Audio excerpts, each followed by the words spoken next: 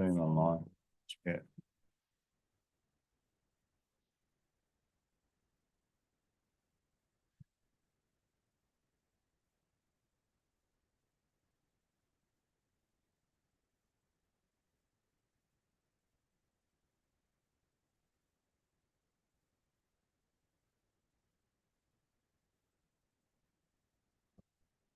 Yeah. Welcome everyone to tonight's council meeting. And first we're having a public forum. Welcome to the public forum for Monday, the 25th of November, 2024. Recording the public forum. This public forum is being audio recorded for administrative purposes. By speaking at the public forum, you agree to being recorded.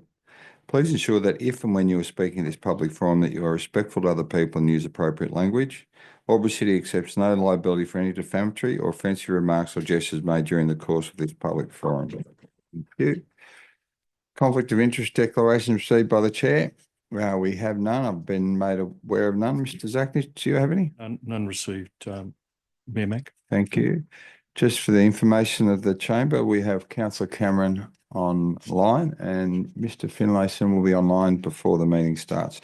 Thank you. So first and foremost, PF3 speakers 3.1, Alex Torini, CM 13.1, draft amendment, Albury DCP 2010, part 17, access and parking, consideration of submissions.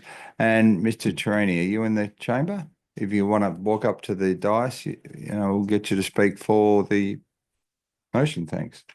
Or the recommendation. Thank you.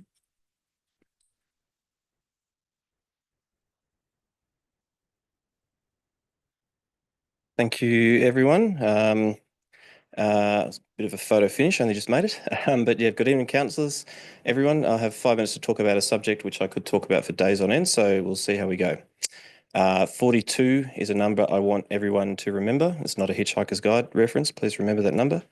My name is Alex. I'm a cybersecurity and risk management professional who lives in Wodonga. I'm a former ambulance officer and a current crew member with Victorian SES, and I hold an honours degree in urban and regional planning. I have a particular interest in how the spatial orientation of our built environment has a direct impact on the physical and mental health of residents. My honours dissertation explored the benefits that can be realised by a community when active and sustainable forms of transport are made a viable form of transport for those who live there. For these and many other reasons, I was excited to hear that Albury Council is taking the progressive step to reduce compulsory car parking minimums within the city.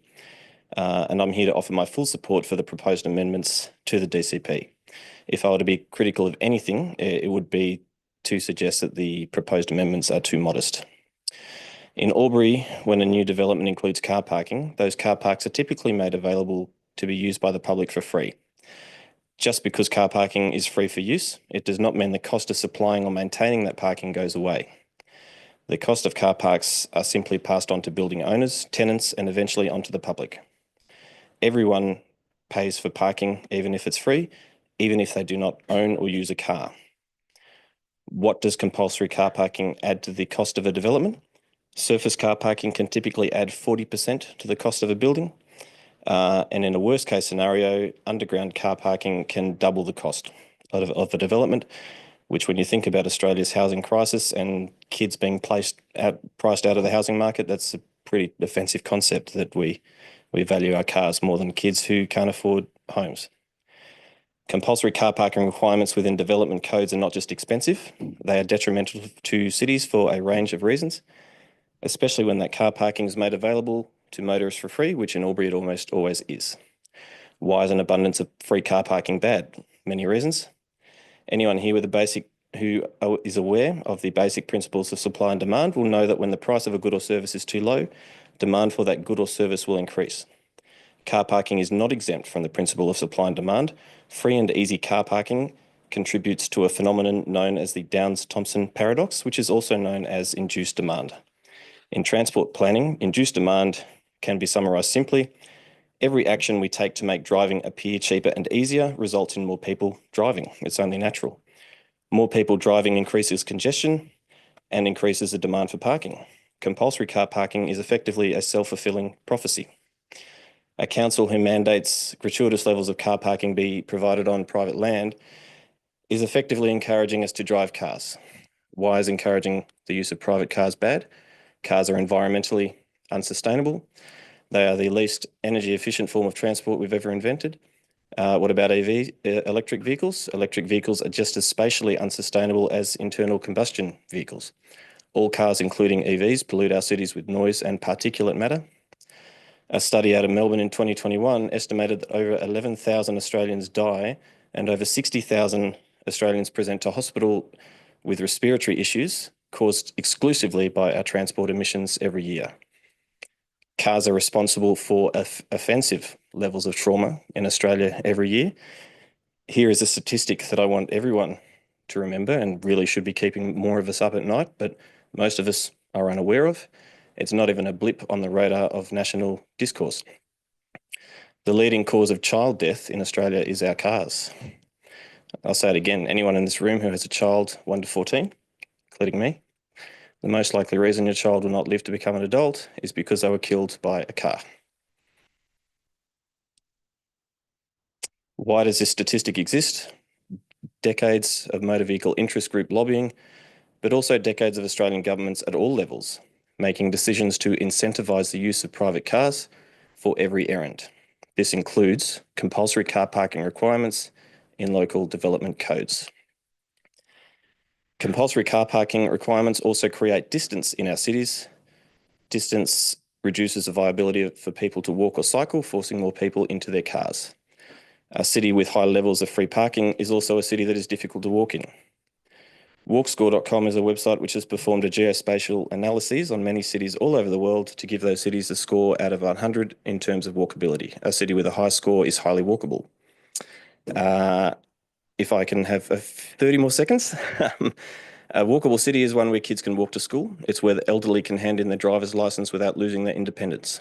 Los Angeles, an American city famous for being car dependent, has a walk score of 69 out of 100. Albury, a quaint rural Australian city, has a walk score of just 42. 42 out of 100. At present, it is easier to conduct errands on foot in an American city internationally famous for being car dependent than it is in Albury. How has this come to be? Many reasons. One of those reasons is our current compulsory car parking requirements. Given this, I ask all councils not only to vote to amend Part 17 of Albury's DCP as proposed, but then immediately start work on addressing why Albury is relatively unwalkable. There are so many interesting ways to make a city more walkable and pleasant to live. I look forward to the opportunity to talk to you about this in future. Thanks for your time. Thanks, Mr. Tarini. Question from Councillor Callaghan. If you could stay there for a moment. Thank you. I need to move that one. Thank you for your presentation and for taking the time to speak so eloquently to support it. You mentioned more walkable, but you also said that the DCP, the recommendation is quite modest. How would you seek to improve it? Essentially to scale back compulsory car parking as much as possible, offer developers the flexibility to provide parking or not as they see fit with the development. If they provide too little parking, there'll be little interest in people purchasing what they've developed in the first place. So they do have an incentive to provide an adequate amount of parking as they see fit. Flexible options may include, rather than on-site parking, a council could make available land for a multi-storey car park that is intended to be accessible for all buildings within a 200-metre walkable destination. So essentially centralised parking, instead of on-site parking out the front of every destination, centralise that parking and then encourage the remainder of the distance to be walked on foot. Obviously, that creates accessibility considerations. I put to you that any city that is highly walkable with high-quality walkable infrastructure is also serviceable by people with mobility aids as well. And that solves that problem too. Thank you. Councillor Hudson, you have a question. Thanks, Mayor Mac. Through you. Thank you, Mr. Tarini. You actually probably answered my question largely in responding to Councillor Callaghan. And I must say, I think this is the first time I've ever heard the Downs-Thomson paradox mentioned in this council chamber. So thank you very much for that. I was just hoping you could elaborate more on how making cities less car dependent actually improves the health and wellness of people, particularly with regards to people with limited mobility or accessibility issues. So Australia has a loneliness epidemic, which has been in the news a lot lately, and simply being able to walk and conduct most of your errands on foot facilitates incidental social interaction. Whether we like it or not, it's actually good for us. So, I mean, I know many of us try and avoid contact with our neighbours sometimes, but I know my neighbours, for example, I've got neighbours on either corner of each other who lived, 45 degrees opposite each other for 10 years, never met each other until one of them moved out, which is just crazy. When we talk about, we need villages, to raise children, but the way our urban environments have been designed, we never get that incidental social interaction, which really helps to explain in part why Australia's mental health isn't great. Actually, to really drive that point home, World Health Organization report in 2016 reported on the mental health of children from each of the OECD countries. Australia was ranked 35th out of 38. So our kids have amongst the worst mental health in the world. And there's a growing body of evidence showing that if kids simply have the ability to go outside and participate in society, which is one of the human rights as established by the United Nations Convention of the Right of the Child, simply being able to go outside vastly improves children's mental health, improves everyone's mental health. It facilitates incidental exercise, which helps to also address Australia's obesity epidemic. So there's a whole range of things that it could be. More walkable cities can deliver for people. Thank you. That's right. Councillor Baker, question. Thank you, Mayor Mac. It's through you to Mr. Torini. I was in Melbourne the other day and I was looking at a couple of new developments just in passing, and they had a walkability score on those sort of developments. Have you noticed any of those sort of scores around any Albury or Wodonga developments? No, I haven't actually, but to be honest, I haven't. I don't work in the field at the moment, so I haven't had time to keep my eye fully on those sorts of things. But it would certainly be something would be great to see, because while Albury's average is 42 and Wodonga's average is 40, the walk score, there are pockets where things are much more walkable. So Central Albury, for example, South Albury is closer to 58, 60, I think. So it really might help people make a decision about buying a place if that was advertised. Yeah. Yeah, and maybe just a quick follow-up. Yeah. I think that could be a really good thing, because a lot of people do move to a certain location for walking, for public transport, for ease of access to shops, and that score reflects all those things. I fully agree. Something that is a bit of an alien concept to many Australians is a lot of us don't like driving cars, and I'm one of them. I used to love driving cars in my 20s until was involved in a serious accident, developed PTSD, and all of a sudden stopped liking them quite so much. And that's where I found actually walking around here is not all that great as much as I thought it was. So yeah, once people have the opportunity to walk, many people will gladly leave their car at home. There'll always be the motoring purists who love driving everywhere, but they're actually a pretty small minority compared to everyone else. Thank you. Yep. Okay, Councillor Hudson, another question. Thank you, Mayor Mac, through you. Mr. Torini, can you speak to whether improving walkability actually improves drivability to communities as well? Ironically, yes, it does. The Netherlands is famous for how walkable their cities are. And incidentally, that same UN report, which measured the mental health of children, ranked Dutch children as having the best mental health in the world. And it's no coincidence that even in their busiest cities, children as young as 6 can cycle around independently because their infrastructure is so safe. When you create your urban environments in a way that effectively both encourages and facilitates people to walk or cycle or take public transport, it frees up the roads for those who really want to drive.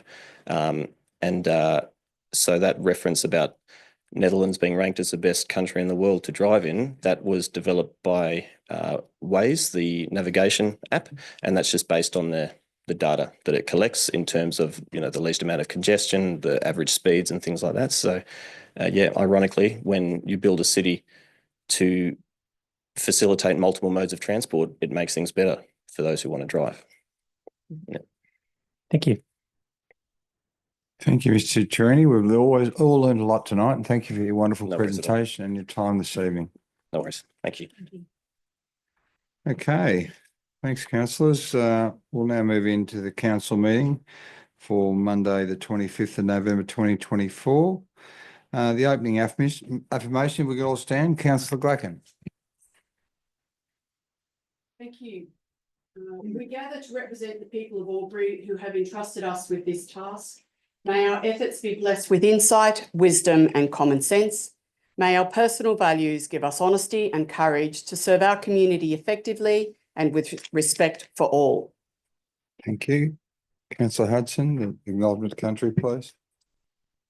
We would like to acknowledge the Wiradjuri people as the traditional custodians of the land that we meet upon today and pay our respects to the elders past, present and future, for they hold the memories, culture, tradition and hopes of Aboriginal and Torres Strait Islander people that contribute to our community. Thank you. You may be seated. Recording and webcasting. This council meeting is being webcast and recorded. By speaking at the council meeting, you agree to being webcast and recorded. Please ensure that if and when you are speaking at this council meeting, that you are respectful to other people and use appropriate language. Albury City accepts no liability for any defamatory or offensive remarks or gestures made during the course of this council meeting. An audio recording will be made for administrative purposes. Conflict of interest declarations received by the chair and disclosure of political donations. I've not been made aware of any. Mr. Zachnich. Thank you, Mayor Mac. No conflicts of interest declarations received. In terms of disclosure of political donations, the requirements of the Environmental Planning and Assessment Act, Section 10.4 requires a person submitting a planning application or submissions regarding a planning application to disclose any reportable political donation and or gifts to any local councillor or employee of the council. Reportable political donations include those of or above $1,000. The provisions of Section 4.15 of the Act are set out in the Council Officer's report detailing planning issues to be considered. The Local Government Act 1993, Section 375A, requires that a division be called whenever a motion for a planning decision is put at the meeting of the council. And planning decision means a decision made in the exercise of a function of the council under the Act, including a decision relating to a development application, an environmental planning instrument, a development control plan or a development contribution plan, but not including the making of an order under Division 9.3, Part 9 of that Act. Thank you, Mayor Mac. Thank you, Mr. Zachnich. Apologies, we have none. CM 4.2 attendance by councillors at the meeting by audio visual link. Thank you, councillors. Councillor Glacken. Thank you. I'd like to move through you the recommendation as a motion that we that council receive and note and accept the acceptance of Councillor Cameron via audio visual link for the meeting. Thank you. Thank you. Councillor Callaghan. Happy to second the recommendation. Thank you. Happy to put the motion. All those in favour? Thank you. The motion is carried. Mayoral minute, there is none. Action plan CM 6.1 to 6.4. Thank you, councillors. Councillor King. I move that the following action plans be received and noted. 1, actions complete for noting only. 2, actions awaiting response from external parties. 3, actions in progress. And 4, long-term issues more than 3 months. Thank you. Councillor Bullivant. Happy to second that motion, Mayor Mac. Thank you. Councillor King, did you wish to speak to that at the moment? No, thank you. Okay, there appears to be no question or debate. Happy to put the motion. All those in favour? Anyone against? The motion is carried. Thank you. Confirmation of the minutes of the previous meeting held on 11 November 2024. Thank you, councillors. Councillor Glacken. Thank you through you to move the recommendation as a motion that that the minutes of the council meeting held on Monday, 11 November 2024 at 6 p.m. be confirmed. Thank you. Councillor Callaghan. Happy to second the recommendation. Thank you. Councillor Glacken, do you wish to speak to that? Thank you. No. Being no question or debate, happy to put the motion. All those in favour? Anyone against? The motion is carried. Thank you. There are no reports from community forums, no notices of motion, no presentation deputations, no reports, minutes of committees and working parties. There are no documents for sealing. CM 13 officer reports for consideration. CM 13.1 draft amendment DCP 2010 part 17 access and parking consideration of submissions. Councillor Glacken.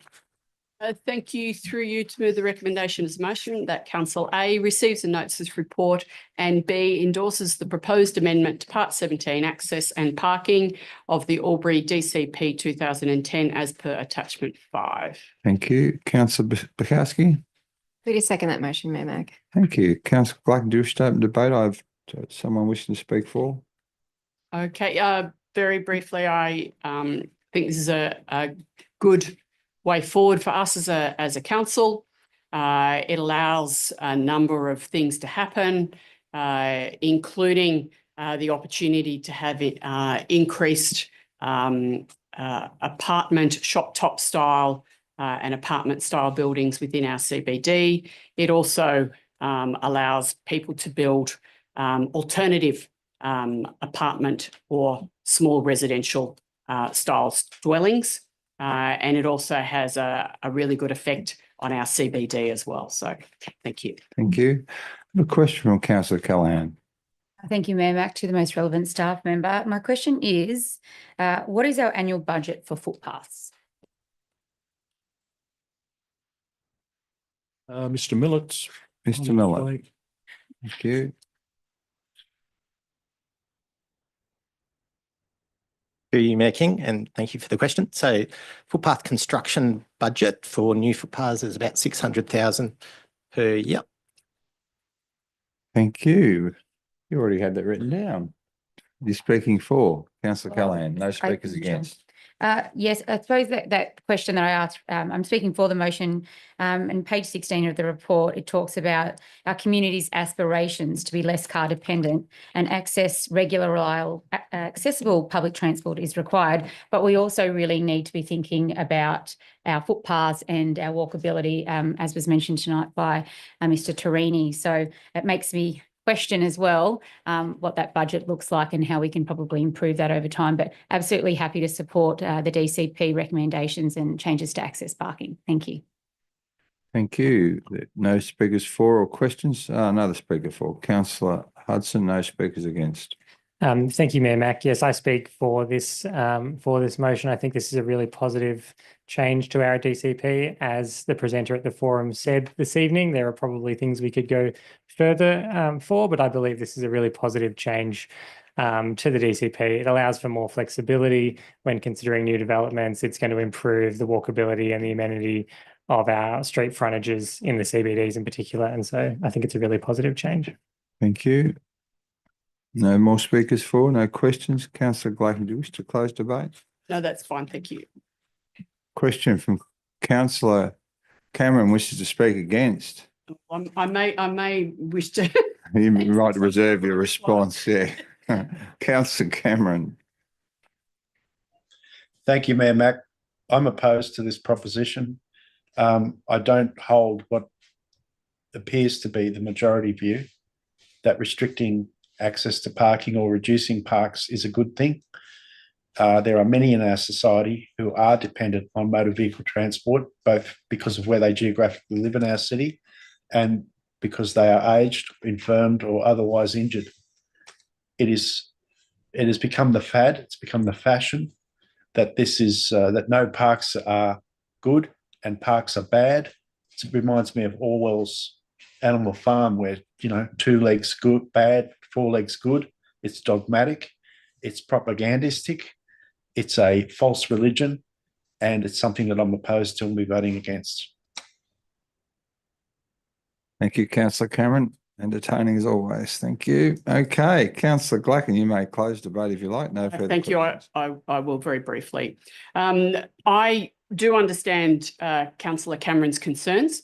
And I would not like us to be taking this any further at this stage. I think these are subtle changes. They are not overly significant or onerous, but they will enable some opportunities to be found closer into the city and within the CBD itself for our community. We have good high-rise or deck level parking facilities in Albury, and I think there's an underutilisation of those facilities by and large, and I think this will enable the shop top housing to come to fruition. Not everybody who wants to live in the centre of town actually really wants to have a car or more than one car. And if people are living in the centre of town, they may be happy to have one car as opposed to two per household. So I think this is an opportunity for us to look at how this plays out. And I believe over time, this will enable us to look at how this affects our community, how this, and it was raised by the speaker, whether or not this style of residential offering will be taken up or not by the community. And so I think this is a good opportunity for us to look at that and see how that will go into the future. But no, I would not want to see it changed in a more significant way than this at this stage. I think we need to test the waters and see how we go. So I'm supporting the suggestion of the staff with those amendments that are not onerous, but they are indeed amendments. Thank you. Thank you, councillor Glacken. Happy to put that motion as a division. All those in favour? Councillor Baker, councillor Baldwin, councillor Bukowski, councillor Mack, councillor Callaghan, councillor Hudson, councillor Glacken and councillor King. The motion and councillor Cameron's against it. All those against? Councillor Cameron, thank you. The motion is carried. No, that's twice. But he was doing the day stretching. Okay. 13.2, the Eastern Hill Activation Master Plan Due Diligence Assessments Draft Stakeholder Engagement Plan. Thank you, councillors. Councillor King. I move that council endorse the stakeholder engagement plan for the Eastern Hill Activation Master Plan due diligence assessments and progress stakeholder and community engagement as part of the development of biodiversity and cultural heritage assessments for Eastern Hill. Thank you. Councillor Baldwin. Happy to second that, Mayor Mack. Thank you. Councillor King, did you wish to open debate on that item?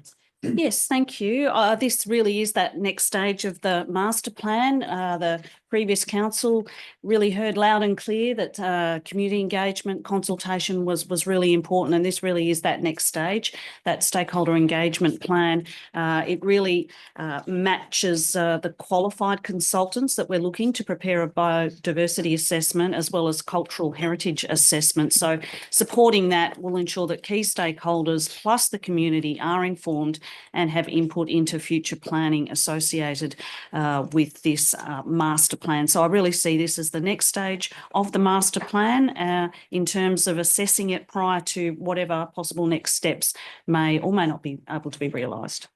Thank you. There appears no speakers against the question. Speaker for, councillor Callaghan. Thank you. Just briefly, Mayor Mack, I absolutely agree with councillor King. This is an important next step. It's about stakeholder engagement, and it's to support the activation. It's to support that if activation does happen, that it's really considered to reduce or avoid any harm that could happen to any cultural heritage sites up on the hill. But it's a next step in the process, and I think it's a really important next step, and important that the community are taken along that journey as well, and that key stakeholders will be engaged throughout the process. So I'm happy to endorse. Thank you. No speakers against. Another speaker for, councillor Glacken. Thank you. I simply wanted to highlight the fact that we're hoping to have the one provider do the two components. And I think that's significant because there are efficiencies in doing that, and it's looking for an external provider to undertake that, which I think is also good in this instance, noting that this has been taking some time to come to this stage. So I think for many reasons, so I think this is a good move forward. Thank you. Thank you. There appears to be no further speakers for or against. Councillor King, did you wish to close debate? No, happy as it is. Thanks. Thank you. Happy to put the motion. All those in favour? Anyone against? The motion is carried. Thank you, councillors. 13.3, Thaguna CBD Transport Improvements Draft Stakeholder Engagement Plan. Councillor Hudson. Happy to move the recommendation. Thank you, Mayor Mack. So council endorse the stakeholder engagement plan for the Thaguna CBD transport improvements. Thank you. Councillor Bukowski. Happy to second that motion, Mayor Mack. Thank you. Councillor Hudson, do you wish to speak to that? I will briefly. Thank you, Mayor Mack. Obviously, traffic in Thaguna is one of the key issues facing our city. We heard that loud and clear, I think, during the recent election. period. It's obviously a really significant issue that affects, the growth area of our city. And I believe we have limited opportunity to get these things right. And so it's really important that we do hear from all the stakeholders and users in the area so we can do so. Thank you. Thank you. No speakers against. Councillor Callaghan speaking for. Thank you, Mayor Mac. Yes, Thurgoona is our growth corridor for Albury and currently facing several transport challenges as it's frequent in our local news outlets as well. There is an opportunity to improve this precinct and we want to hear from the community about their vision for how this can be improved.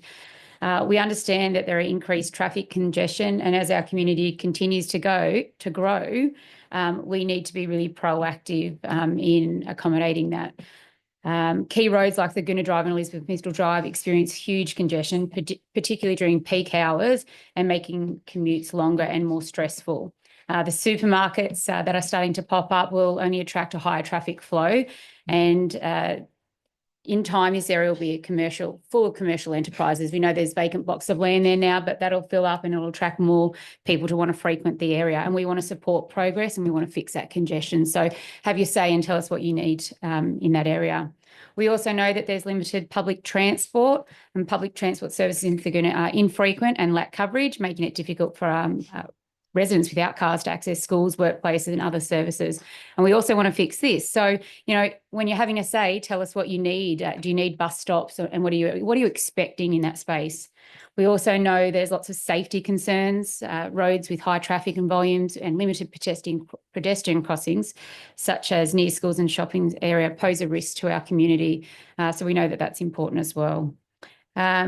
Also, future growth pressure. Thurgoona's the hub, and we know that there's plenty more developments coming there and expecting 50,000 residents out there, which will come on quickly. It'll be in the not too distant future. So we need to make decisions now that are going to be proactive for the future development and growth of Thurgoona. So looking forward to what our residents have to say about this particular precinct and how they can interact with it. Thank you. Thank you. No further speakers against. Speaker for, Councillor Clacken. Thank you. Just to highlight a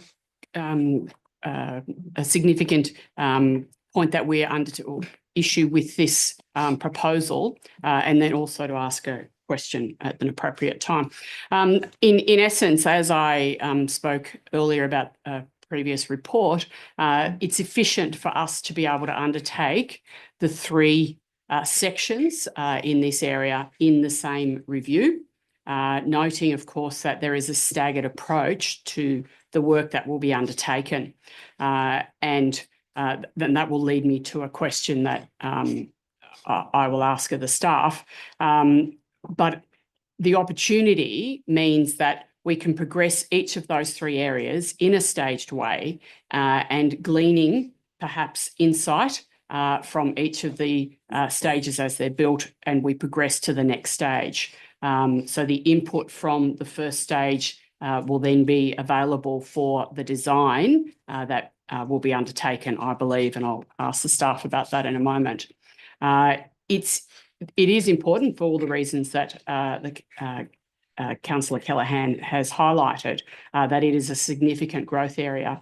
The growth of Thurgoona has grown somewhat exponentially almost. The significant increase in the last 10 years has led us to this point at this time. And that's why it's important that we look at all of those three areas at the same time and then progressively undertake that work. Thank you. Thank you. Did you want to ask your question? If I may. Yep. Can the staff confirm that with the scheduled staging of the works to be undertaken, so there's three components, but the community feedback will be taken all at the same time, or the consultation will be undertaken at the same time. Will that staged approach allow us to then tweak the design phase as we move into stage 2 and 3, so that anything we learn from stage 1 will be able to be utilised in stage 2 and 3, as opposed to them overlapping too much and not allowing for that in the design phases of stage 2 and 3? Mr Lawson? Yeah, thank you for the question and through you, Mayor Mac. Yeah, certainly the phased approach around design and delivery will allow us to learn, obviously, from some of those design and construction processes and elements as they progress. I think what the engagement really is about, though, and what we encourage people to do is provide us with what their desires are around those precincts, so that we can get them involved and have the appropriate facilities there for the community to enjoy. Thank you. There appears to be no further speakers for or against. Happy to put the motion. All those in favour? Anyone against? The motion is carried. Thank you, councillors. CM 13.4, Councillor Hudson. Thank you, Mayor Mac. I move that council endorse the stakeholder engagement plan for the precinct speed zone review, with question 3 of the survey to be amended to: what do you think is a safe speed limit for this road? And respondents able to select a range between 30 kilometres and 80 kilometres per hour. I Thank believe you. the staff will put that up. Just wait for that to come up.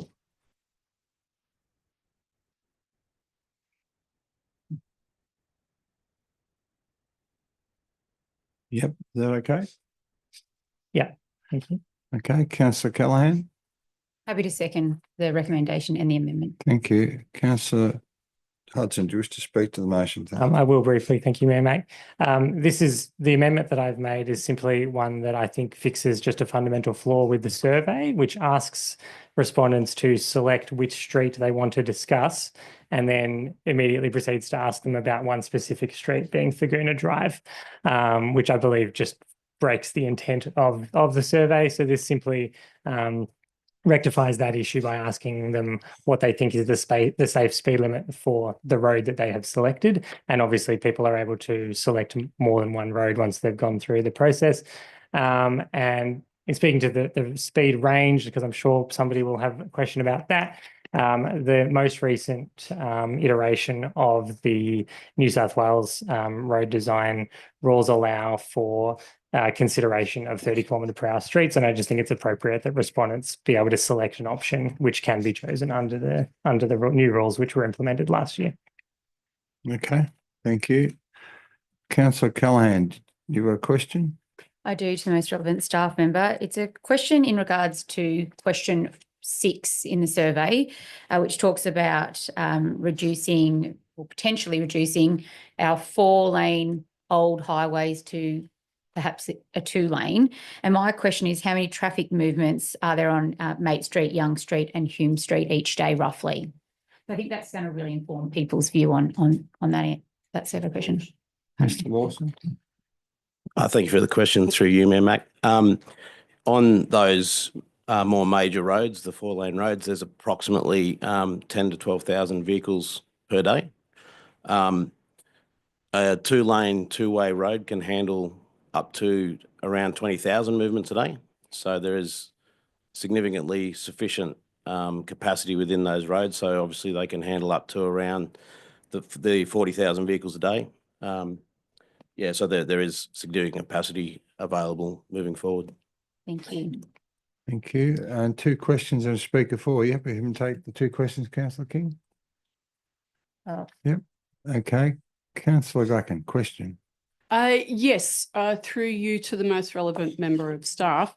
With reference to the previous question from Councillor Callaghan, can staff confirm that the alternative route for closure of the the freeway between Sydney and Melbourne will continue to be along those roads, so Hume, Young, etc.?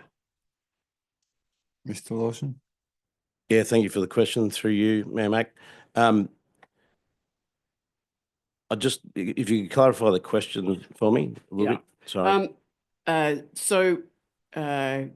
Roads such as Hume and Young streets and Mate Street will continue. Wagga Road will continue to be the alternative road should there for situations when the freeway between Sydney and Melbourne past our area is closed. Yep. Yeah, Lawson? thank you for the clarification. When there is a closure on the freeway within the Albury area, New South Wales, Transport for New South Wales is a responsible body with regard to those detours. I would presume that they would be the roads that they would continue to utilise to divert traffic though. Thank you. Thank you. Another question, councillor Hudson? Thank you, Mayor Mac, through you to the most relevant member of staff. My question is, are traffic movements on our 4-lane ex-highway roads like David Street or Young Street, are they more constrained by the intersection and the allowable movements through those, or through the actual capacity of the lanes, particularly at peak times? Mr. Lawson? Yeah, thank you for the question through you, Mayor Mac. Generally, with 4-lane roads, as I previously mentioned, they do have significant capacity up to around 40,000 vehicles a day. Where there are congestion issues, they will generally be at those intersection areas where you do get conflict. And so that is generally the limiting factor around. But that you can work with the phasing of the intersections to try and improve that. But they are generally the limiting factor. Thank you. Councillor Callaghan, question? Yes, to the most relevant staff member. In the papers, it says that council doesn't have ownership over or control over these roads, and hence why we're not doing face-to-face consultation. However, other than the online consultation, will there be signage in these streets to alert people to the fact that they can engage in, QR coding to get to the site if they live in that vicinity and may be unaware of this consultation happening? Is that a possibility? Mr. Lawson? Yeah, thank you for the question again through you, Mayor Mac. I don't believe that was going to be a proposal with regard to the engagement, but certainly something we could consider to assist the community in providing their feedback. Thank you, Mr. Lawson. Thank you. Speaker for, councillor King, no speakers against. Just very supportive of seeking community feedback, because when this came before the previous council, it came as quite a shock, I think, to the broader community, the depth and breadth of roads that were looking for speed zone potential changes. So I think this is a great approach to engage with our community rather than that broad brush, which came as a bit of a shock to our community members. So I think this is now the time to have your say. And Thurgoona, we've just touched on in the previous motion. So lots of opportunities for the Thurgoona people to comment on this. Noting that the Riverina Highway certainly was something that I received a lot of feedback about in the original proposal in terms of some speed reductions along there. So there's certainly lots of different focus areas for our community, but I really encourage them to take the time at what is proposed and provide that feedback before coming back to council. So I congratulate the officers on coming back with this engagement plan, and again, encourage the community to participate. Thank you, councillor King. There appears to be no further questions or debate. Councillor Hudson, do you wish to close debate? Thank you. I will briefly. And thank you to all councillors who've contributed to the debate. I do want the community to feel that they can obviously, engage with this survey and the engagement plan to give their opinion. It's important, and it obviously is a gut reaction for a lot of people who do drive everywhere, that maybe a speed zone reduction may impact them significantly. Just an interesting little bit of data, I think, is for example, driving from Guinea Street to the 5-way along David Street and War Road. That's a 2.9 kilometre trip. The speed limit's 60 kilometres the whole way along there, but the data shows that it takes 5 minutes to make that trip, which is an average speed of 34 kilometres per hour. So in large part, it's not actually the speed limits that are affecting trip time at all. It's actually the intersections and the sheer amount of traffic that's on the road. So people obviously should have their say, but also be aware that it may not be as bad as their gut may tell them initially. So thank you. Thank you, councillor Hudson. Happy to put the motion. All those in favour? Anyone against? The motion is carried. Thank you. CM 13.5, Chrysler on the Murray, proposed alcohol-free zone and alcohol prohibited area. Councillor Bulvant. Thank you. Through you, Mayor Mac, the recommendation that the Council A establish a temporary alcohol-free zone bound by Wodonga Place to the west at Union Bridge, Smollett Street to the north, Townsend Street to the east, and Yurragong Street to the south for the period of 5 p.m. on Friday to 9 a.m. on Saturday, and from 5 p.m. Saturday to 9 a.m. on Sunday for the next 2 years for the Cries on the Murray event expiring on the 27th of September 2026. B, establish a temporary alcohol prohibited area in the Albury Riverside precinct for the period 5 p.m. to 5 p.m. Friday to 9 a.m. Saturday, and from 5 p.m. on Saturday to 9 a.m. on Sunday for the next 2 years for Cries on the Murray event expiring 27th of September 2026. C, place the proposed establishment of the temporary alcohol-free zone and the alcohol prohibited area boundaries on public exhibition for a minimum of 30 days prior notice to the proposal to the New South Wales Police and other community representatives as defined under legislation. And D, in event of no submissions are received during the public exhibition period, resolves to establish proposed temporary alcohol-free zones and the alcohol prohibited area. Thank you, Councillor Bullman. Councillor Clacken. Thank you. Happy to second that motion. Thank you. Councillor Bullman, do you wish to open debate on the item, thanks? Yes, thank you. Through you, Mayor Mac. As we've seen, Cries on the Murray is a significant event that comes to our city every year. Yes, the last couple of years it has had a couple of what I would consider loutish behaviours by some of the protagonists that are viewing the cars going up and down Hume Street. But I think with what we're trying to, the staff and user groups of trying to implement here will benefit the event going forward. If we put alcohol-free zone in, we put the council-driven CCTV cameras in and work with the user bodies, the police and the people that run the event, I think going forward, this will make this event very, very a good event. It entices families to come and watch the cars going up and down Hume Street on a Saturday night. You see hundreds of people standing there and watching and cheering, and it's quite a good event to attend. And the other thing is, for the 4 days that people come here, they bring about $2.8 million worth of income into the city, and there's about 7,000 people that attend the event. So overall, I think with what we're trying to achieve here will make the event better for us and better for the city and better for the event going forward. Thank you, Councillor Bullman. I have 2 questions before I take a speaker for Councillor King. Councillor Callaghan, your question? Yes, thank you to the most relevant staff member. It says that there will be well-signed temporary signage. Obviously, through the core CBD, we have those permanent structures, and on Australia Day, as an example, we've been given a slide of what that could look like for Chrysler's on the Murray. My question is, will that be in every street, that temporary and in Oriel Park as well? Yeah. Thank you for the question, Councillor Callaghan, and through you, Mayor Mac. Yes, the intention is for us to erect those signs in line with the recommendations from the New South Wales Planning Authority, and as you said, similar to what we do on Australia. Excellent, thank you. Thank you. Question, Councillor Clacken. Thank you. Through you to the most relevant member of staff. The way I read this now motion is that it is for the Friday and Saturday nights only for the 2 years for this actual car show. Can I ask why it is that we don't simply say that it's from 1 minute past midnight on the Friday morning until 23:59 on the Saturday night for those periods, those 2 years? Mr. Glass.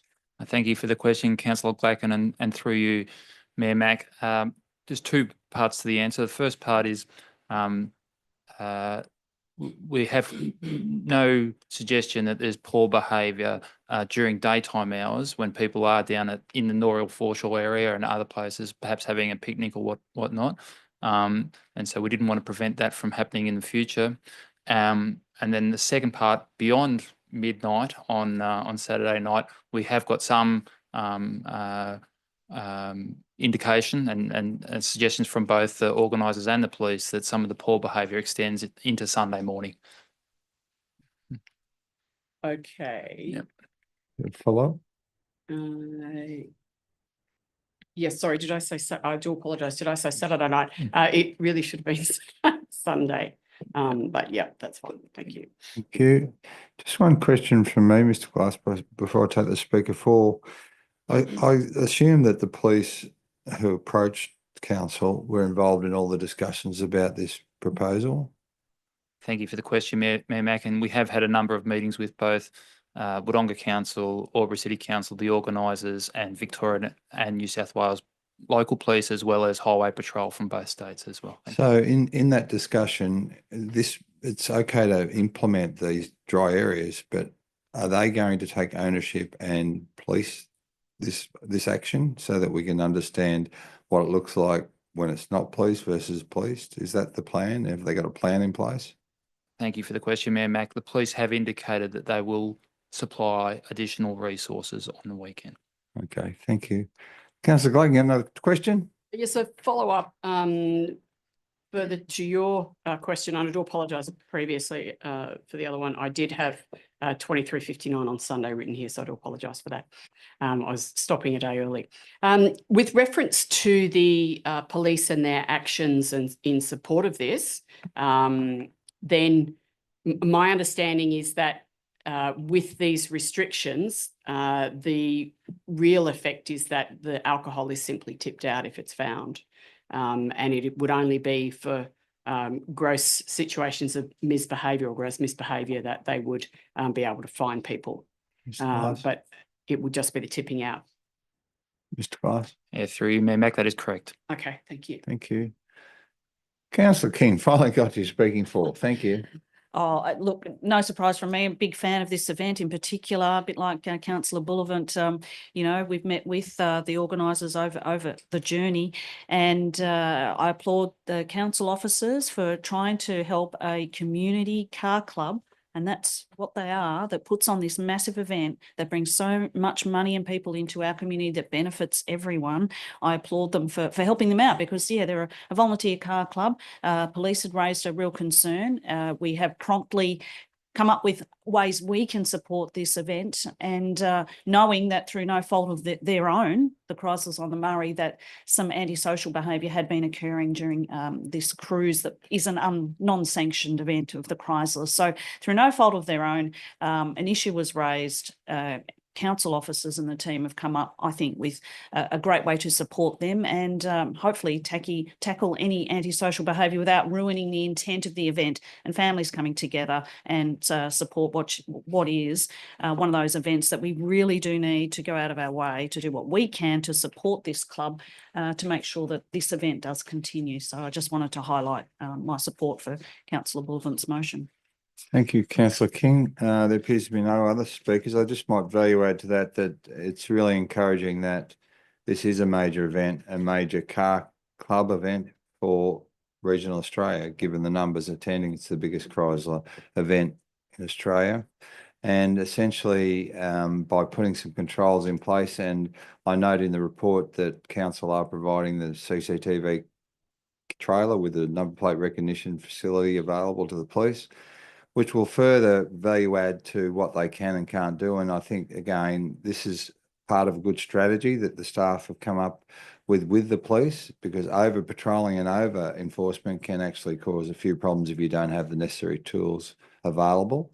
And I think once the crowds attending understand the expectation, I think 2 years further on, they probably will be a lot better behaved. But let's remind ourselves that it wouldn't be fair to penalise the majority for the stupidity of the minority, and quite often we do that. And it's kudos to the staff and to the police to understand this, because the initial feeling was we were going to abandon the event, and there was a whole range of crisis talks about that. But we need to support these guys to do a great job that they do. So thank you.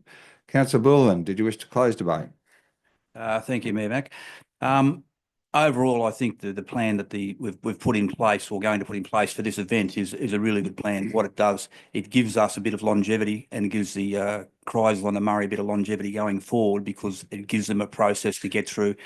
And I think overall this particular event will be very well supported, and I think the council the council staff have done a particularly good job negotiating with the stakeholders. So going forward, I think it's a win-win for everybody, the community and the car club.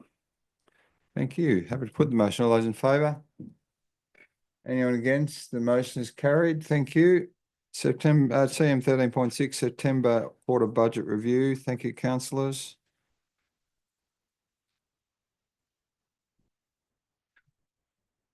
Anyone? Councillor Bullivant. Through you, Mayor Mac, recommendation that the Council A receives and adopts revised budget estimates for the 2024-25 financial year. B, authorises the Chief Executive Officer to make application to the New South Wales Treasury Corporation for budget infrastructure loan funding of up to 35 million. And C, further assesses the required amount of loan funding to be drawn down by 30 June 2025 as part of the March quarter budget reviews. Thank you, Councillor Bullivant. Councillor Cameron, are you showing a seconding green thing there? Is it just you holding it up? Did you wish to second it? Thank you. So seconded. Councillor Bullivant, just to speak to your motion. Not to speak to the motion as such, Mayor Mac, but to do our business, I understand that we've got to do this borrow funds from the T Corp. I've got a few other questions if anybody would like to speak. I've got a couple other questions to a relevant member of staff at that time. Thank you. Okay. Mr. Finlayson's on the screen. I might add that to the discussion. Councillor Glaken, you got a question? Yes, thank you very much. Through you to the most relevant member of staff, page 81 of our report. And it's with reference to favourable variances, 147,000 airport budgeted costs no longer required. Can I ask what that was budgeted for and is no longer required for? Thank you. Mr. Finlayson, you're online. Thank you. Thank you. Through you, Mayor Mac. Appreciate the question. So as part of the September quarter budget review, we've reviewed all expenditure budgets to identify any budgets that were surplus to operational needs. So it wasn't a budget that was required as such. But elsewhere in the report, we have noted there have been some additional requirements for the airport from a budget point of view. Do you wish to follow up? Yeah, I was hoping to find out what we didn't need anymore. Or is this just an amalgamation of things we don't need?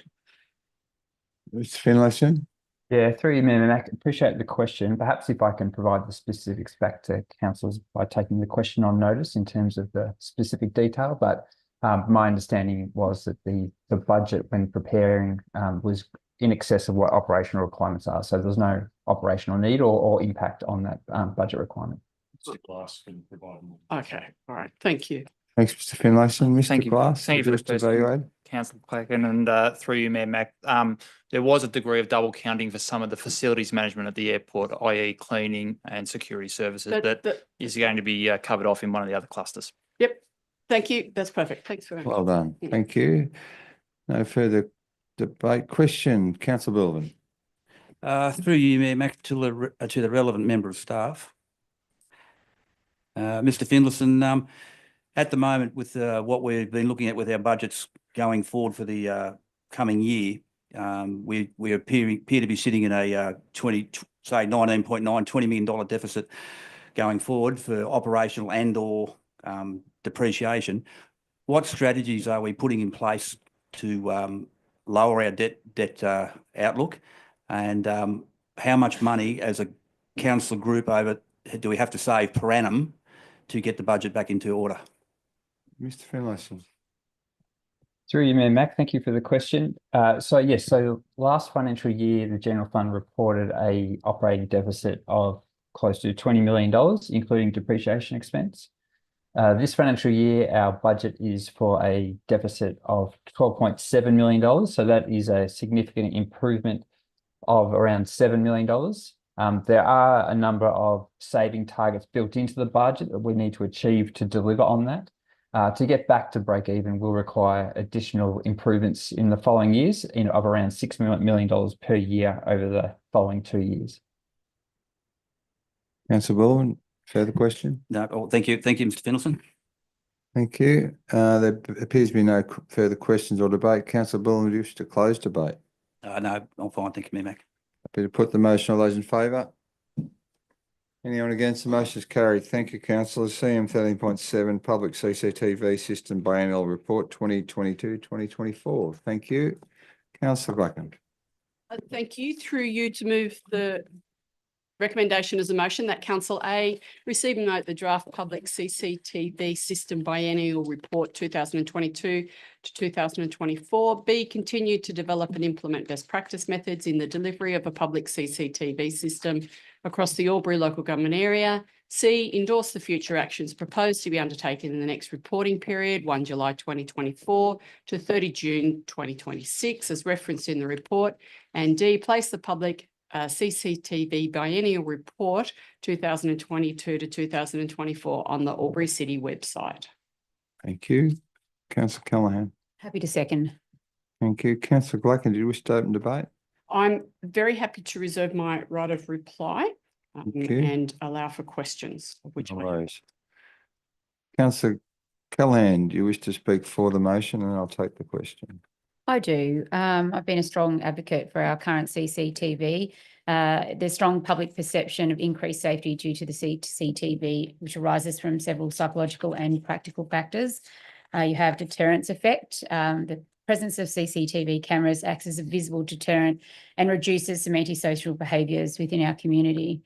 There is enhanced monitoring, and we know from the statistics that the police, more than ever before, are continuing to draw on that resource and access the monitoring service that we provide.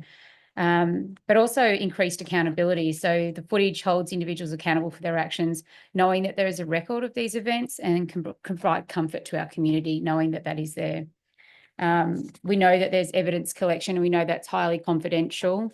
The other thing I suppose I'd really like to highlight that is, while CCTV does not directly prevent all crimes, its presence plays a significant role in shaping public perceptions and providing reassurance, which contributes to the overall community wellbeing. The other thing I'd like to add is that the second mobile CCTV camera is in access, and we've even heard tonight that it's going to be used at the Chrysalis on the Murray with the number plate detection. So it's a great addition to council's assets, but also to serving our community really well. So thank you. Thank you, Councillor Callaghan. Councillor Blackland, question.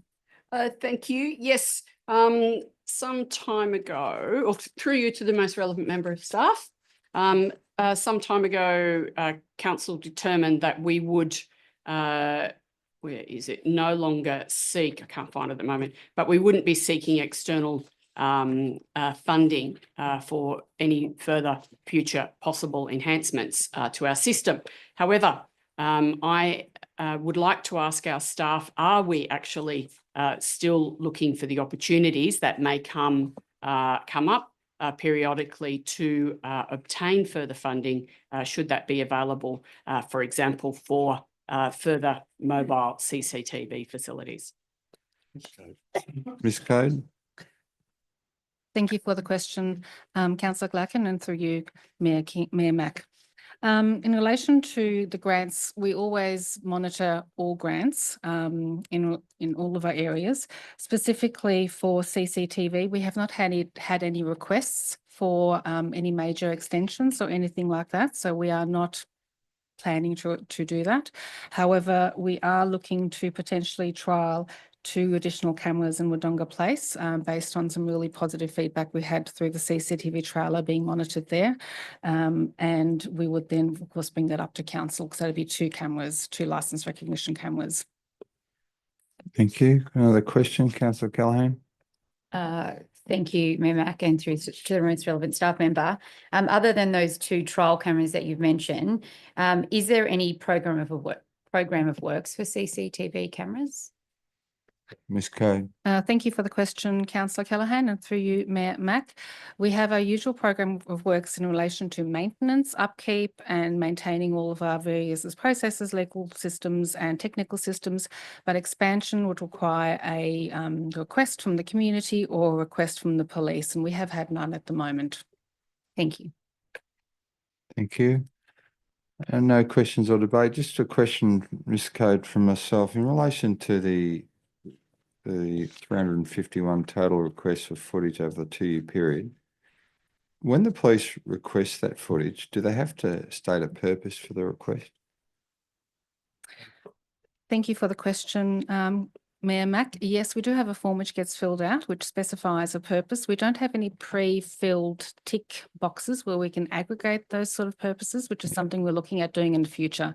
So it's up to the police officer's discretion about the purpose that they put in there.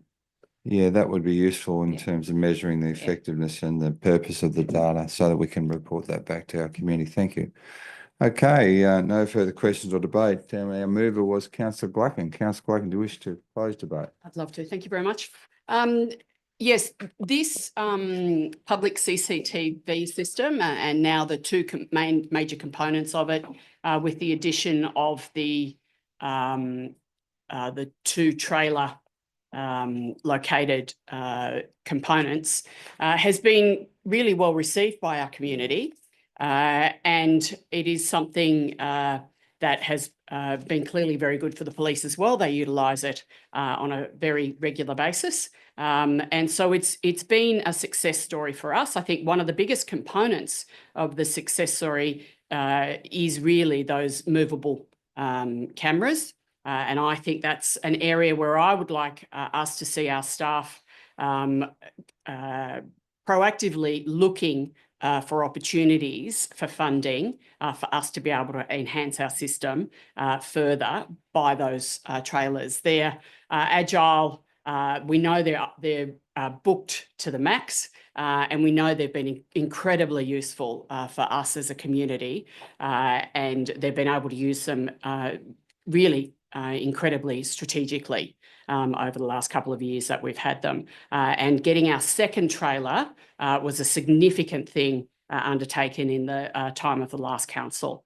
And so I believe that our report shows that this system is working well. We know our community are supportive of us having CCTV within our community, and we know that it has had positive effects, as highlighted by Councillor Callaghan. It doesn't stop everybody. However, there is a significant proportion of the population who will behave better if they can remember that there are cameras and someone is watching them. So thank you very much. If they can remember. Thank you. Okay, happy to put the motion. All those in favour? Anyone against? The motion is carried. Thank you. CM 13.8 draft council meeting scheduled for 2025. Thank you, councillors. Councillor Gluckin.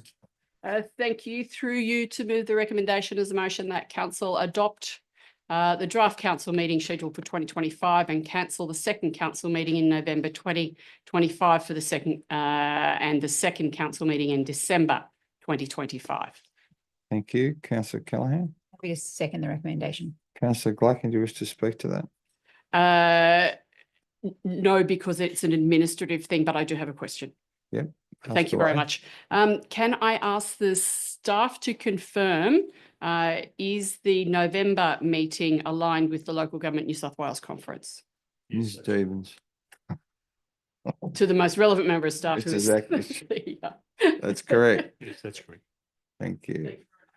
Okay, did you wish to close debate, Councillor Gluckin? There's no speakers for. No, happy to put the motion. All those in favour? Anyone against? The motion is carried. Thank you. Okay, CM 14 officers reports for noting. CM 14.1 Albury City 2023-24 audited financial statements. Thank you. Councillor Callaghan. Thank you. I'd like to move the recommendation that council receives and notes Albury City's audited 2023-24 financial statements and associated auditors report. Councillor Bukowski. Do you wish to second it? Yes, happy to second that, Mayor Mack. Thank you. Councillor Callaghan, do you wish to speak to that? No, but I'd like to finish. Yeah, okay. We caught you. Anyone wishing to speak to that motion? No? Yep, Councillor Gluckin. Thank you very much. I can't find the exact wording, but the report did tell us that they were unaudited, unedited. There were no statements to be made about it. And I can't remember what the exact wording is, but that's significant. So thank you. Thank you. Councillor Callaghan, do you wish to close debate? No, thank you. Qualified. Thank you very much to the most relevant member of staff. You're right to do that. Happy to proceed. Okay, happy to put the motion. All those in favour? Anyone against? The motion is carried. Thank you, councillors. 14.2 Albury City 2023-24 annual report. Councillors. Councillor King. Happy to move that council receives and notes Albury City's 2023-24 annual report that is to be submitted to the Minister for Local Government by the 30th of January 2024. Thank you. Councillor Callaghan. Happy to second the Thank recommendation. you. Councillor King, did you wish to speak to that? Only to remind the community that it will be published on Albury City's website, the annual report, and as well as being submitted to the Minister for Local Government. So it gives a thorough overview on everything really, our achievements, our financial situation, how we're meeting our 2050 plans and goals. So through all the themes that we talk about through a growing sustainable economy and enhanced natural environment, a caring community as well. So yeah, I encourage the community to have a look through that, see what has been achieved over the last financial year. Thank you. Thank you, Councillor King. There appears to be no further questions or debate. Happy to put the motion. All those in favour? Anyone against? The motion is carried. We've got the 14.3 operational plan quarterly progress report, September 24. Councillor Clacken. Thank you. Through you to move the recommendation as a motion that council receives and notes the operational plan progress report, September 2024. Thank you. Seconder, please. Councillor Bachowski. Wait a second, that Mayor Mac. Thank you. Councillor Clark, do you wish to speak to that?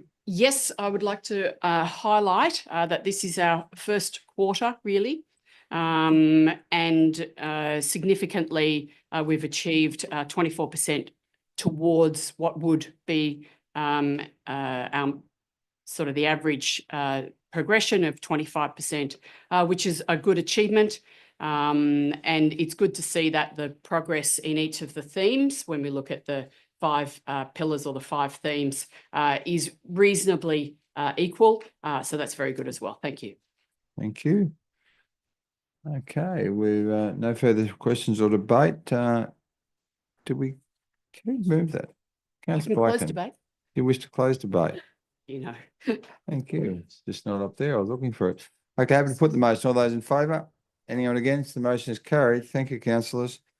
We've got the investment balances 14.4 for October 2024. Councillors, thanks. Councillor King. Happy to move that council receives and notes the investment balances report for the month of October. Councillor Bull. Happy to second that. Thanks, Mayor. Councillor King, we're restarting the system, but we're still live streaming. So do you wish to open debate on that item? Look, only to say that this is obviously something that we keep a close eye on. It's very important that we're tracking well, and yeah, it certainly details all the investments that we do have, whether it be by fund or compared to other institutions, and also noting an investment in our local financial institutions too of Hume Bank and WAW. So that's important to note that you know, those investments by institution by percentage is also detailed there, and really wanted to note that, you know, we are able to have from 10% permitted initially to now 20% of the total investment portfolio. So we're working with those institutions to increase investments with them where possible, but obviously with the tight parameters that we do have. So didn't necessarily wish to add anything more than that, but if people wish to have a good look, you can do that, and happy to allow others to contribute to debate. Thank you, Councillor King. There appears to be one speaker for. Councillor Gracken, no speakers against. I'll make mine very quick because we've now got the appropriate recommendation up on the board. One of the most significant things that we as councillors need to do is to ensure that we get our biggest bang for our buck for our community. And part of that is making sure that we do the most with the funds that we do have. And investments are a significant component of that. In fact, an incredibly significant component of that for us as Albury City Council. Thank you very much. Thank you. No further questions or debate. Councillor King, did you wish to close debate? Thanks, no. Happy to put the motion. All those in favour?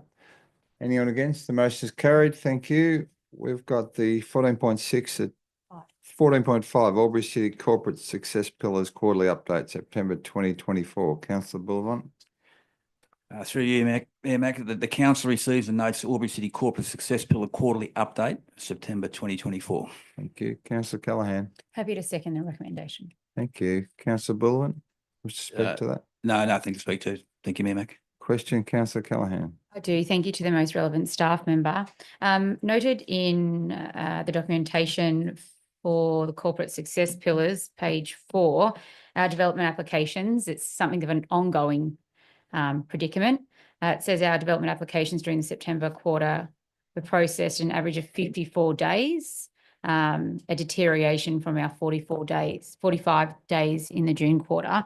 My question is, I understand that there's a review around our processes with development application, and what are some of the outcomes of the review that can support us meeting better deadlines with our DAs?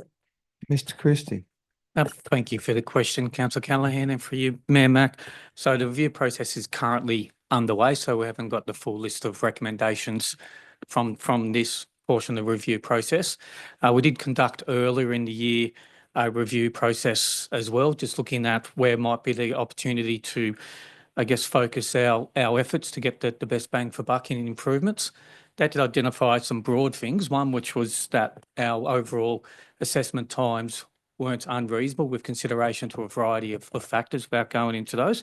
And it more talked around trying to make the most out of the resource we have, try to get more information out to the community and to applicants so that the quality of applications that come in is better, to be able to then hopefully negate the need for further assessment times through getting further information and the like, and looking through that information to promulgate and promote the pre-assessment and pre-lodgement process, to try to inform those informations, quality of information that comes in for applications, but then also looking at some of our internal processes and trying to make those more efficient. So we're going through some of those components at the moment with the consultants who assist in us through some possible recommendations. Thank you, Mr. Christie. Thank you, Mr. Christie. Question, Councillor Hudson. Thank you, Mayor Mac. Through you to the most relevant member of staff. I note on page 2, looking at the engaged people corporate success pillar, that there's substantial decrease in the lost time to injury hours on the June quarter, but there was an increase in the frequency rate. Just wondering if you could speak to, I guess, how such a seemingly significant improvement was made, but that also the frequency rate is increasing. Okay, Ms. Stevens. Ms. Stevens. Thank you for the question, and through you, Mayor Mac. So I'm just pulling up the data just here now. So in terms of answering that question, if I could just get some clarification. So you're looking at page 2. Yes. And you're asking around the lost time injury frequency rate. Well, yeah, so the lost time hours, it was 8 in this period compared to 139 hours for the June quarter, which seems like while it's still not meeting the target of 0, seems like quite a substantial improvement. Yeah. But then by the same token, the frequency rates for lost time have increased, and there were more injuries and illnesses as well. Yeah, so in terms of the data that's been presented there, it really will depend on the type of injury or illness where we've had a claim accepted for. So in that June quarter, there were a couple of injuries that we've had with some staff having to take some significant time away from work. We've been able to return those workers back into their normal inherent roles to take on their positions. Therefore, there's been that drop in that lost time injury. In terms of the rate of injuries or illnesses, we do run a model here at Albury City where we look at every injury or illness that occurs within the workplace and make sure that we move our people off to see a GP in every situation. Depending on what the outcome is with that assessment, there may be a minor claim put in and accepted, but in every instance we have our people back into alternate duties at the workplace, so it does not then result in a lost time injury claim. Great, thank you. Thank you. There appears to be no further questions or debate. Councillor Billman, do you wish to close debate? No, we've got a question from Councillor Cameron. Is there a question there, Councillor Cameron, or just waving, just waving? No, you happy to not close debate? No. Thank you. Thank you, Happy to Mayor. put the motion. All those in favour? Anyone against? The motion is carried. Thank you. We're at the 14.6 2024 Annual Code of Conduct Statistics Report, Office of Local Government. Councillor Blacken. Thank you. Through you to move the recommendation as a motion that council receives and notes the 2024 annual report to the Office of Local Government in relation to statistics on code of conduct complaints against councillors and the Chief Executive Officer. Thank you. Councillor Bukowski. Could I second that motion, Mayor Mac? Thank you. Councillor Blacken, do you wish to speak to that? Thank you. Yes, I think it was interesting. There were no nil complaints in that reporting period, but I would like to ask a question if I may. Sure. Thank you. That was the last period effectively for the previous council. Through you to the most relevant member of staff, can I have an understanding as to what the total of complaints were in that last council period? And also the total council period prior to that as well, please. Ms Stevens. Thank you for the question, and through you, Mayor Mac. When you're talking about the period there, Councillor Glacken, you're talking about the reporting period or the term of council? Sorry, yeah, the term. Thank you. So thank you for that clarification. So the term of council, the last term of council, there were 0 complaints made. If you are asking me to provide the number of complaints made for the previous term of council, I could not recall that figure for you, but it was definitely more than the 0 return. All right. Thank you very much. Thank you. Thank you. Councillor Glacken, there appears to be no more speakers for or against. Do you wish to close debate? Yes, please. I would like to highlight that at the moment, the New South Wales Government and Office of Local Government are working towards a revised Code of Conduct complaints. Code of Conducts are a significant component of the work undertaken by the Office of Local Government. Some councils have an enormous number of Code of Conducts during their term, and there are other councils that have none. There are some councils who often have some local government areas that often have high numbers of Code of Conducts or Code of Conduct complaints within their local government areas, and there are others that have very few at all. And I'm really pleased to see the last year for the previous council, and indeed for that to learn tonight for the entire period of that council, will be reminded the entire period of the previous council that there were actually no Code of Conduct complaints. So that's fantastic. Thank you very much. Thank you. Happy to put the motion. All those in favour? Anyone against? The motion is carried. 14.7 2024 Albury Economic Indicators. Thank you, councillors. Councillor Callaghan. Thank you. I'd like to move the recommendation that council receive and note the Albury Economic Indicators Report, November 2024. Thank you. Councillor King. Happy to second the motion. Thank you. Councillor Callaghan, you wish to speak to that? No, thank you. Thank you. There appears to be no speakers for or against. You wish to close, Councillor Callaghan? Happy to put the motion. All those in favour? Anyone against? The motion is carried. Thank you. We've got 14.8. Last but not least, a very important report, Youth Council Summary Report, July to October 2024. Thank you, councillors. Councillor Blacken. Thank you. Through you to move the recommendation as a motion that council receive and note the Youth Council achievements as outlined in the Youth Council Summary Report, July 2024 to October 2024. Thank you. Councillor Bukowski. I second that motion, Mayor Mac. Thank you. Councillor Glacken, do you wish to speak to that? Yes, I'd like to highlight the very good work that our staff do with our Youth Council and indeed the very good work that our Youth Council undertake on behalf of the youth within our community. There are a significant number of activities that they undertake and participate in as well. There was a time when we didn't have a youth council. It lapsed for some period. And it's been great to have the Youth Council back on board. It's always very important for them to have significant activities that they are responsible for and that they undertake. It's a wonderful leadership opportunity. It's good for other, not just the youth who are members of our council, but it's good for youth in our community to see the leading youth within our community and the activities that they undertake and the involvement that they undertake with the other youth in the community as well. Thank you very much. Thank you, Councillor Glacken. If there's no speakers against, Yes. there's 2 speakers for, 3 speakers for. Yeah, I saw that, Councillor Cameron. Councillor King, you were first.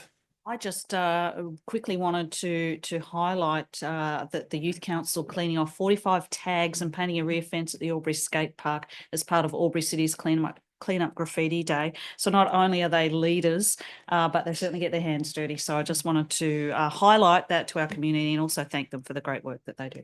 Thank you, Councillor Callaghan. Speaker 4.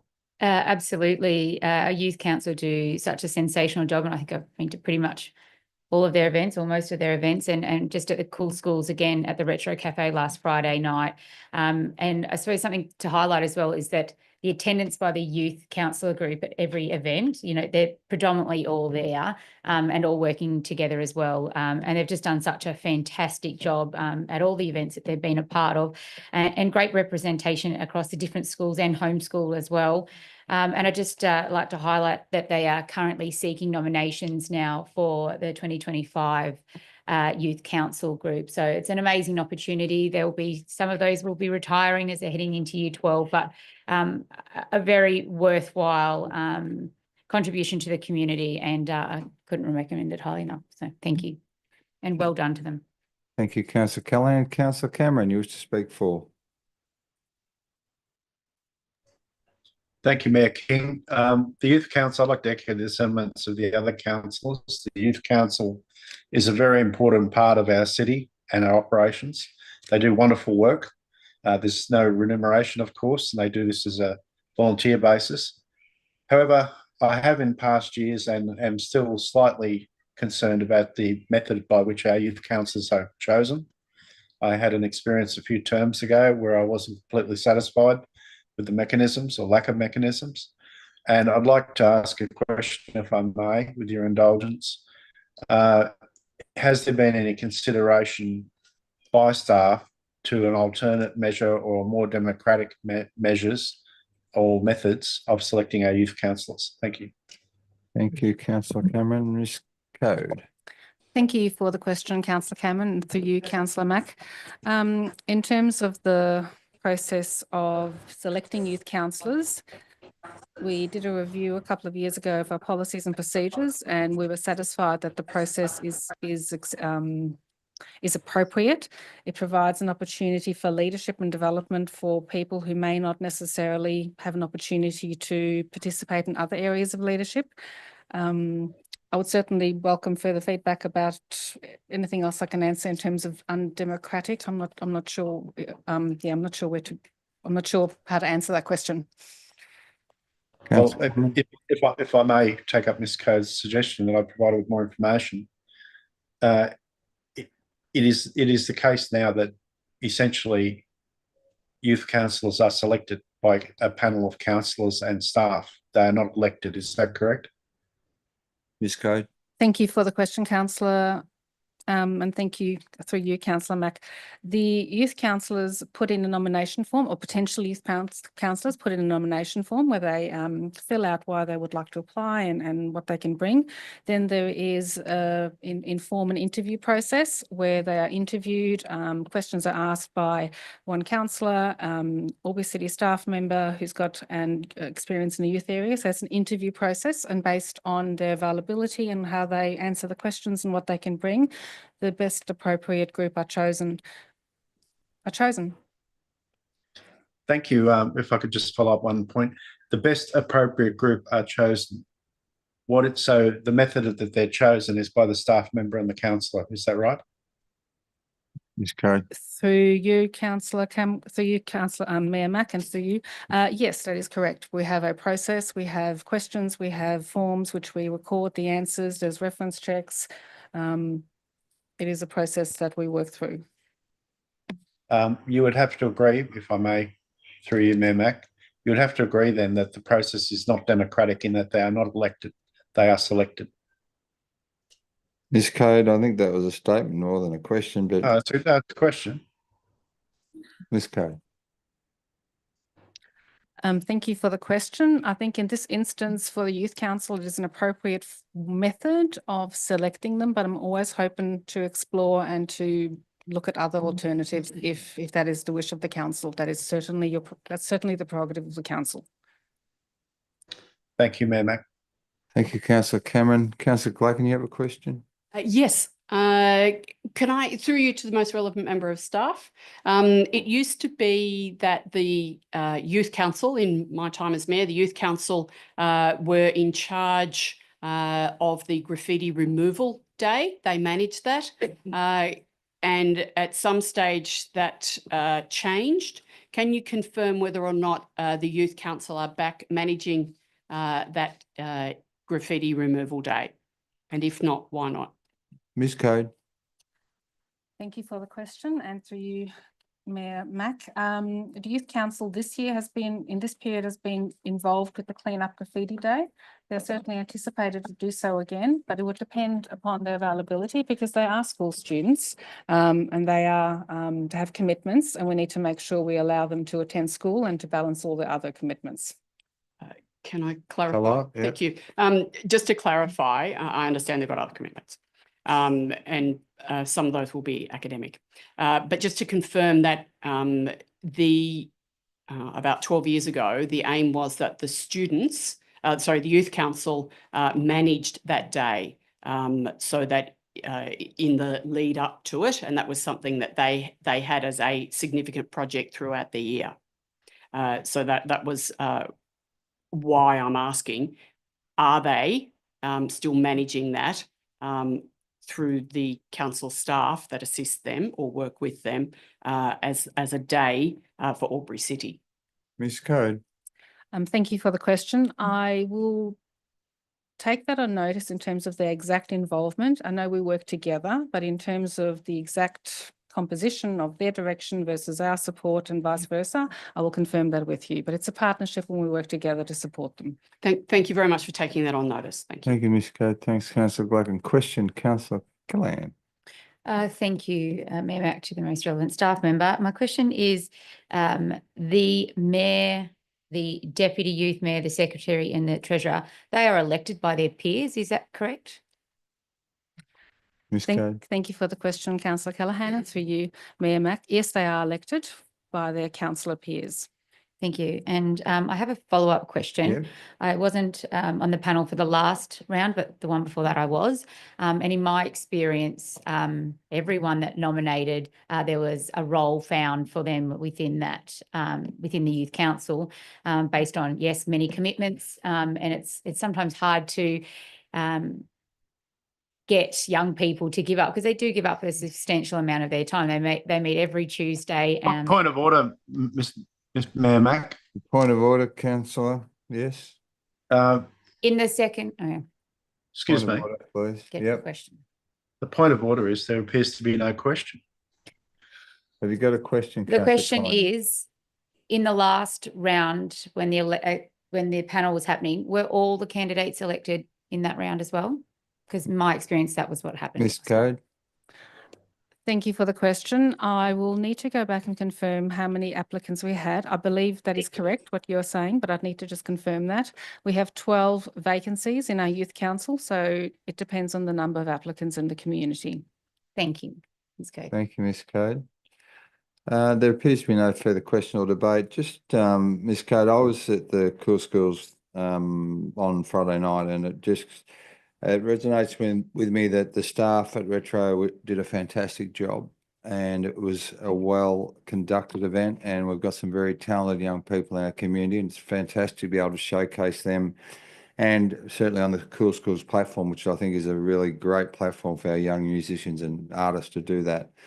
I just would need to just also add that I commend the work of Mandy Wilson and these teams and with the Youth Council, because she works tirelessly. And I think in my previous iteration of council, she was owed that many hours. She was nearly sent on full-time leave, but she does a fantastic job. It's clear to me that the young people love her and the parents really respect her. And I just want you to pass on our congratulations to her and the whole team.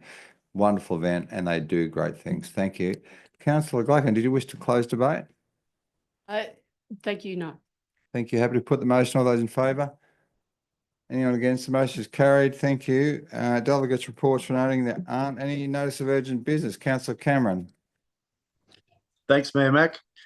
I'm concerned that the city is in danger of going to the dogs. The level of stray dogs in Albury, in my opinion, is unacceptably high. And when I say Albury, I mean Greater Albury of all of the suburbs. Through you to the most relevant member of staff, can we get some indication of what statistics or knowledge is available as to the level of stray dogs occurring in Albury, Greater Albury? Mr. Zachnich? Yep, sorry. Yeah, thank you for the question. I refer to the annual report, which was released tonight, provides significant detail and insight into companion animals and how Albury City responds and the resources that are applied. But I can, in more recent data, provide that to you. And thank you for sharing regularly the stray dog posts on Facebook with our team. That really supports, ensuring we've got resources on the ground to support those initiatives. Thanks, Mayor Mac. It's my contention that this is something we need to address in the upcoming budget, and I think that's the appropriate place to discuss it further. Thank you. Thank you. Okay, thank you, councillors. And no further items of urgent business. We have a confidential matter. Thank you, Councillor Glacken.